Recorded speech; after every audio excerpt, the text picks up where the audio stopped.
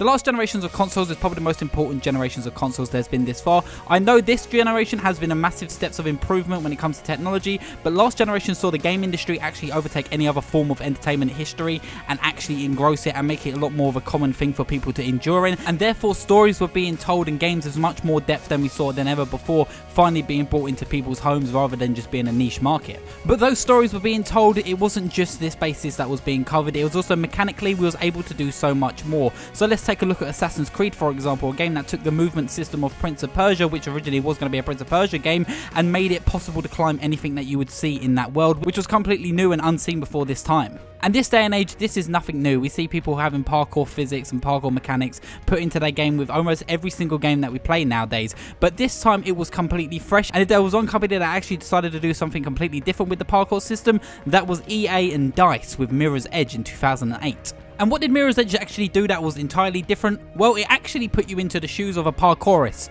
A jumpy boy. And this game was entirely refreshing. The level of speed and control this game offers the player was so refreshing, and to this day it's actually still being played in speedrun because this game actually requires you to master it to beat every stage as quick as possible and for you to master and learn the stages that they offer you. And this game is just filled with style and attitude that actually hasn't even been replicated to this day. The gameplay has been replicated in the likes of Dying Light, for example, but personally it isn't as in-depth as it is in this game because this game purely focuses on the speed, the control and the mastering. Mirror's Edge for me still stands as one of EA's best games. Obviously probably top 3, probably in my top 10 games of all time, because it is just a blast to play and you can replay it over and over again, hopefully getting better and faster every time that you play it, and people demanded a sequel. This game was a smash hit and it did really well and has such a huge following that for years and years people demanded a sequel, and we didn't actually see anything until 2013. We got a glimpse of the future of the series and what we're expected to see, and the game actually released in 2016, where we finally got the big sequel that we always wanted. Well, kinda.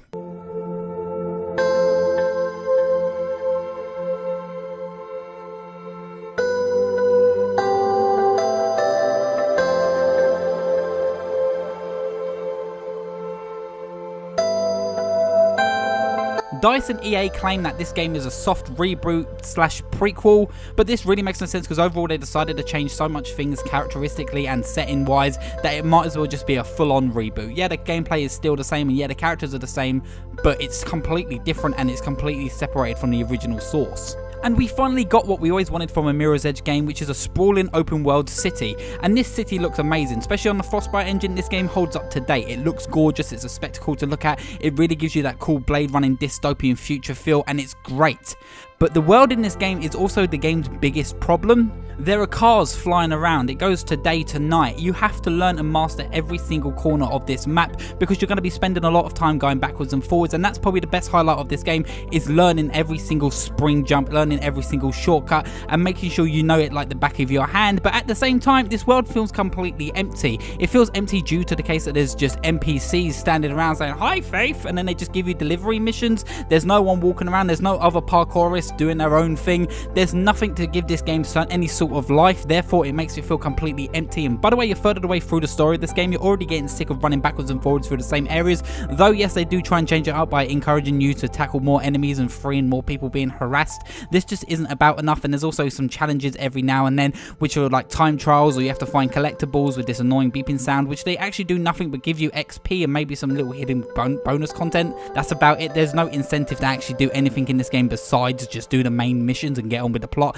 because everything else is just so boring. It's just laid out, it's completely unimaginative. It just sort of feels like they just sort of pull it there for the hell of it, and that's about it. And a game that has such an in-depth parkour system, it's quite upsetting to know that you're probably going to be fast traveling majority of the time because you just personally just can't be arsed, because it just gets repetitive over and over again.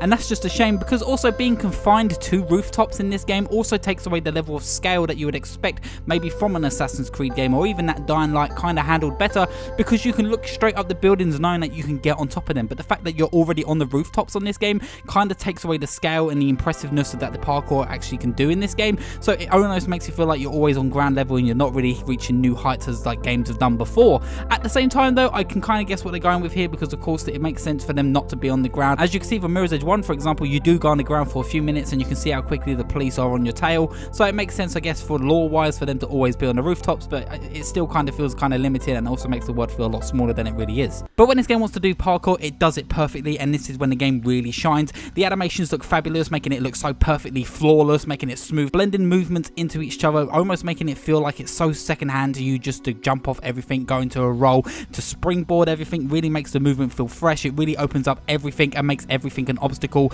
but it's also an obstacle that you want to get over and master how to get to A to B as quick as possible, and I really feel like that's where Mirror's Edge shines, and that's where this game really shines. And you can really tell that this was going to be the next step in the Mirror's Edge series, and you can tell they really had some sort of vision here that they really wanted to work out. But unfortunately, personally, I kind of feel like the mechanics in the first game were a lot more solid, but I think that's just down to how the game actually translates the levels towards the player, because it wasn't an open world game, it was actually a level based game, therefore making every single level different and making you really have to think on your toes with those split second decisions while you're being chased, rather than having to learn the map and sort of knowing where you're going. And though there are some levels in this game which do pop up every now and then, which are just one level and you have to master it as you go, I really do feel like it sort of translates better where Mirror's Edge is in a level and staged focused game rather than being an open world game, though it is a pretty cool idea. It is way easier to pick up momentum in this game, as it should be when you're doing parkour. The first game does feel slow and it does feel a little bit heavy, but you have to forgive it for its time. But in Mirror's Edge Catalyst, they really mastered it and they really nailed down what made Mirror's Edge feel fast and what made it feel fluid. And it really does show how much heart and attention they really wanted to put into the parkour and make sure it looked perfect and make sure all animations looked so beautiful.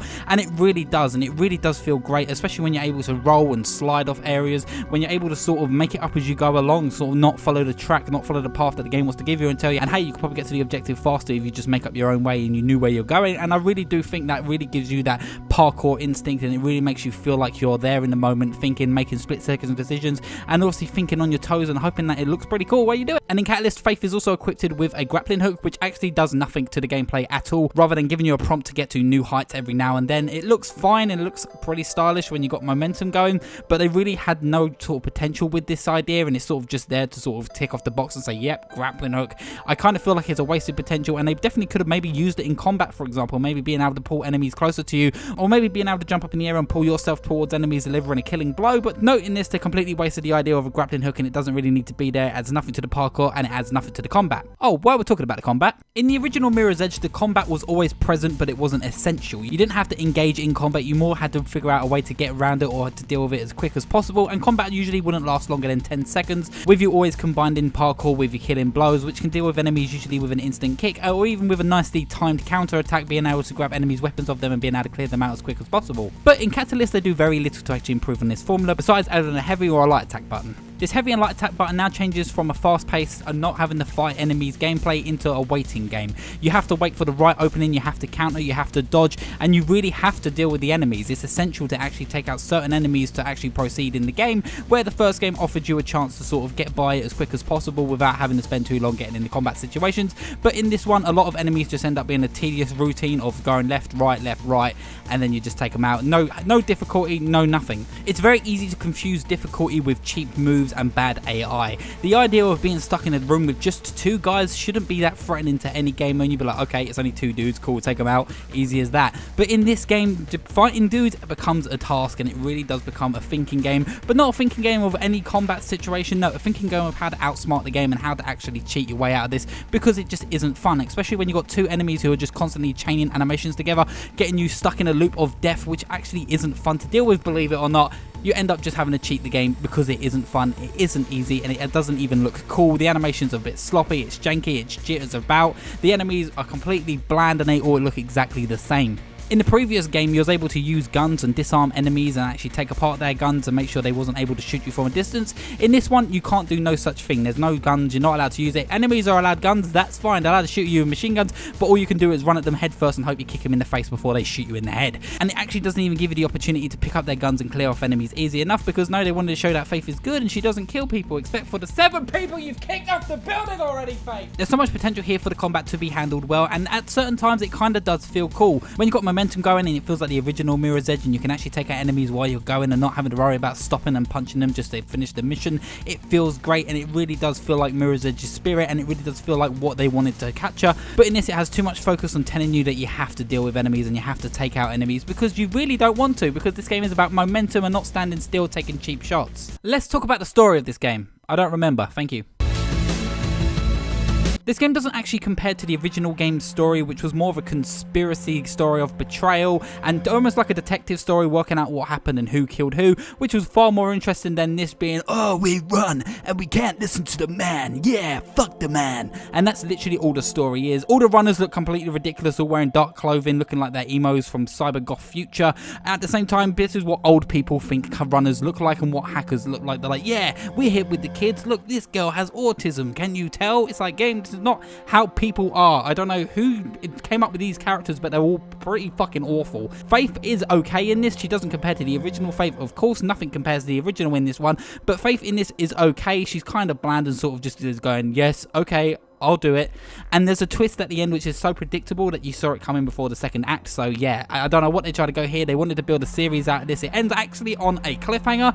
Literally, I don't know what the hell they were thinking. It's rough. And as I said before, there's a bunch of side missions in this game which go to nothing more than to run into B and collect an A to deliver it back to A to get back to B, and it's just Faith going, yeah, I'll deliver this, yeah, I'll grab that, yeah, I'll grab your dead pigeon. It's like, why would I want to do this, and what has this actually got to do with anything that is going on in the story? There's so much more interesting things to be told in this world, but instead they want to watch you pick up dead fucking pigeons. It felt like to me that EA and DICE just lost all character and attitude, and this actually has become true. You know, they've done nothing more than develop Battlefront games and Battlefield games, and that's it. They've lost all spark and all inspiration that they had in the past when they were making Mirror's Edge. It was clear then, and it's now very clear now. EA have no intention to make anything that's solo based or have anything that's new, shining, and actually kind of impressive. Instead, they just want something that makes them money and makes it fast. The original game has such a distinctive style about it that it's instantly memorable. Yeah, it's mostly white, but with such odd colours here and there, especially the red coming right at you,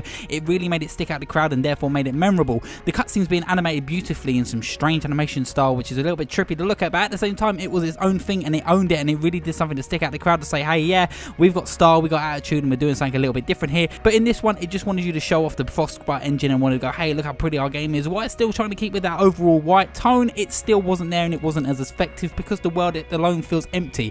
Where in the original game, you can see that it had life to it, it had dirt, it had grit. In this one, it's just empty, white, and shiny. I'm a sucker for dystopian futures, and I do like over-the-top cool governments which have badass troopers, but in this game, it just sort of seems a bit bland and sort of blends in with every other dystopian game. Though, don't get me wrong, I kind of like Faith's design. I think she looks a little bit cooler than she does in the original game. The original game, she's wearing a lot more baggy clothes, which would make no sense for someone who's actually doing parkour, where in this game, you know, she's wearing clothes which are slimming and makes sense to help her momentum. So yeah, I do prefer her design in this one, but we haven't heard anything from EA since 2016 on Mirror's Edge, and whether or not there's going to be a Mirror's Edge 3 or a Mirror's Edge Catalyst 2 or Mirror's Edge whatever the hell it's going to be called this time around, I'm super interested. Yeah, I love Mirror's Edge, and yeah, Catalyst isn't the best game in the world, and it's almost a bit of a flop compared to the original. I really do feel like there's still life in this series. There's still a cult following that people really do want to see more of Faith. They want to see more of this gameplay, and they want to see more of this world evolve and actually become its own thing again. What do you think? Do you think Catalyst is just a pointless money grab with no passion around it, and they just wanted to cash in from the success of the original game? And would you like to see another Mirror's Edge game? And what did you think of Mirror's Edge Catalyst, and what one do you think is better? Or what do you think of the original Mirror's Edge, and what memories do you have from playing that? Please let me know down in the comments below, and if you want to see more videos like this, please let me know as well. Your likes and dislikes, you know, it really does tell a lot. Anyway, thank you so much for watching, and of course, I'll see you at the next checkpoint.